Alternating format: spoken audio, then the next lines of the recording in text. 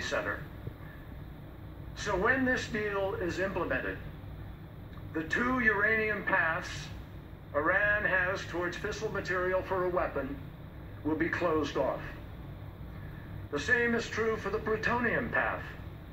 We have agreed Iran's heavy water reactor at Arak will be rebuilt based on a final design that the United States and international partners will approve, so that it will only be used for peaceful purposes. And Iran will not build a new heavy water reactor or reprocess fuel from its existing reactors for at least 15 years. But this agreement is not only about what happens to Iran's declared facilities. The deal we have reached also gives us the greatest assurance that we have had that Iran will not pursue a weapon covertly. Not only will inspectors be able to access Iran's declared facilities daily, but they will also have access to the entire supply chain that supports Iran's nuclear program, from start to finish, from uranium mines to centrifuge manufacturing and operation. So what this means is, in fact, that to be able to have a covert path, Iran would actually need far more than one covert facility. It would need an entire covert supply chain in order to feed into that site. And to ensure that that does not happen without our knowledge, under this deal, inspectors will be able to gain access to any location the IAEA and the majority of the P5+1 nations deem suspicious. It is no secret that the IAEA also has had long-standing questions about the possible military dimensions of Iran's nuclear program. That is one of the primary reasons that we are even here today.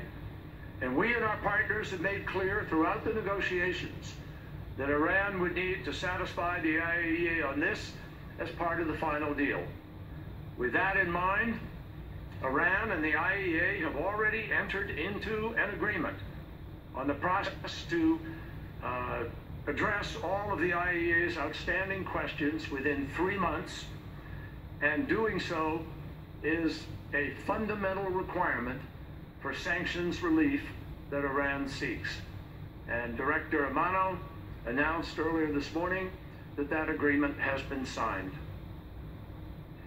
Now,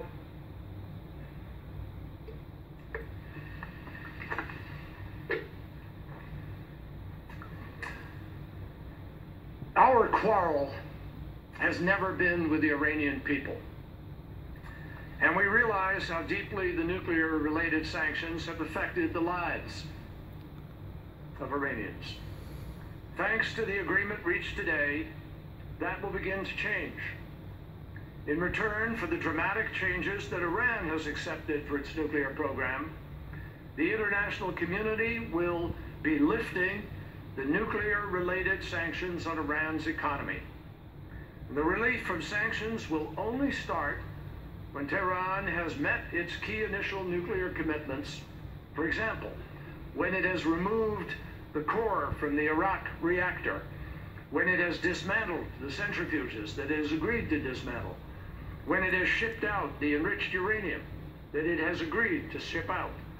When these and other commitments are met, the sanctions relief will then begin to be implemented in phases.